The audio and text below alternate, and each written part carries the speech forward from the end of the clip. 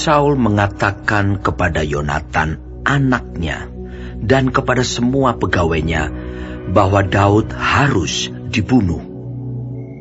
Tetapi Yonatan, anak Saul, sangat suka kepada Daud, sehingga Yonatan memberitahukan kepada Daud, ayahku Saul berikhtiar untuk membunuh engkau.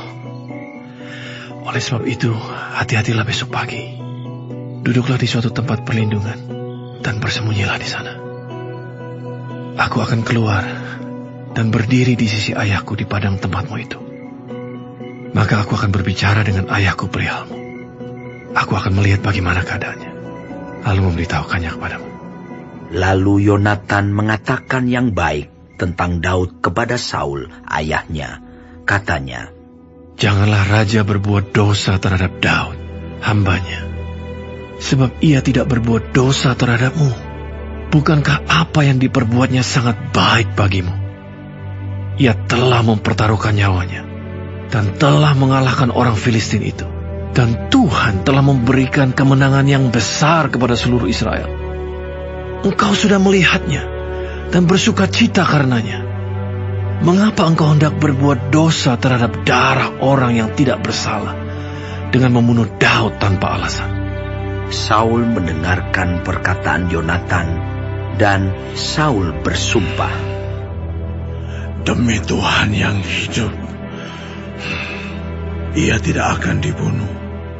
Lalu Yonatan memanggil Daud, dan Yonatan memberitahukan kepadanya segala perkataan itu. Yonatan membawa Daud kepada Saul, dan ia bekerja padanya seperti dahulu. Ketika perang pecah pula, maka majulah Daud dan berperang melawan orang Filistin. Ia menimbulkan kekalahan besar di antara mereka, sehingga mereka melarikan diri dari depannya. Tetapi roh jahat yang daripada Tuhan hinggap pada Saul ketika ia duduk di rumahnya dengan tombaknya di tangannya, dan Daud sedang main kecapi. Lalu Saul berikhtiar menancapkan Daud ke dinding dengan tombaknya. Tetapi Daud mengelakkan tikaman Saul, sehingga Saul mengenai dinding dengan tombak itu.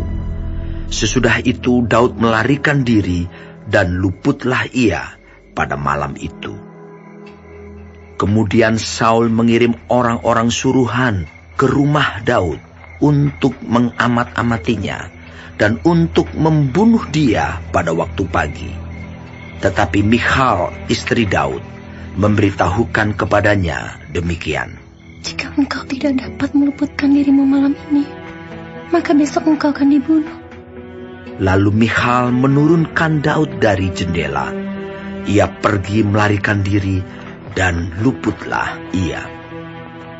Sesudah itu Michal mengambil terafim dan menaruhnya di tempat tidur. Ditaruhnya sehelai tenunan bulu kambing di bagian kepala, dan ditutupinya dengan selimut. Lalu Saul mengirim orang-orang suruhan untuk mengambil Daud, tetapi perempuan itu berkata, ia sakit. Sesudah itu Saul mengirim orang-orang suruhan itu untuk melihat Daud. Katanya, bawalah dia di atas tempat tidur itu kemari, supaya ia dibunuh.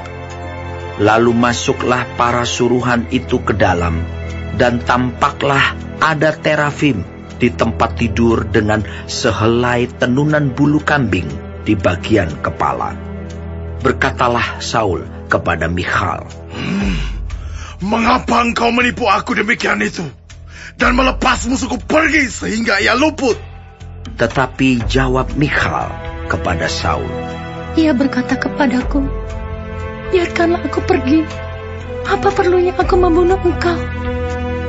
Setelah Daud melarikan diri dan luput, sampailah ia kepada Samuel di Rama, dan memberitahukan kepadanya segala yang dilakukan Saul kepadanya. Kemudian pergilah ia bersama-sama dengan Samuel, dan tinggallah mereka di Nayot. Ketika diberitahukan kepada Saul demikian, "Ketahuilah, Daud ada di Nayot dekat Rama." maka Saul mengirim orang-orang suruhan untuk mengambil Daud. Tetapi orang-orang ini melihat sekumpulan nabi kepenuhan dengan dikepalai oleh Samuel. Dan roh Allah hinggap pada orang-orang suruhan Saul, sehingga mereka pun kepenuhan seperti nabi. Lalu hal itu diberitahukan kepada Saul. Ia mengirim orang-orang suruhan yang lain, tetapi orang-orang itu pun juga kepenuhan seperti nabi. Saul mengirim sekali lagi orang-orang suruhan, rombongan yang ketiga, dan orang-orang ini pun juga kepenuhan.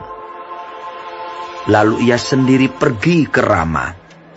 Sesampainya ke dekat perigi besar yang di Sekhu, bertanyalah ia, katanya, "Di mana Samuel dan Daud?"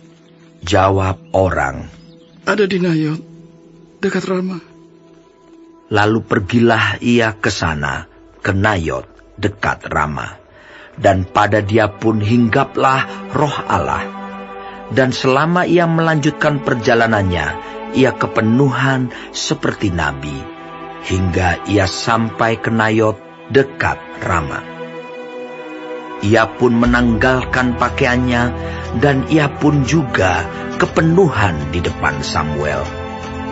Ia rebah terhantar dengan telanjang sehari-harian dan semalam-malaman itu. Itulah sebabnya orang berkata, "Apakah juga Saul termasuk golongan nabi?"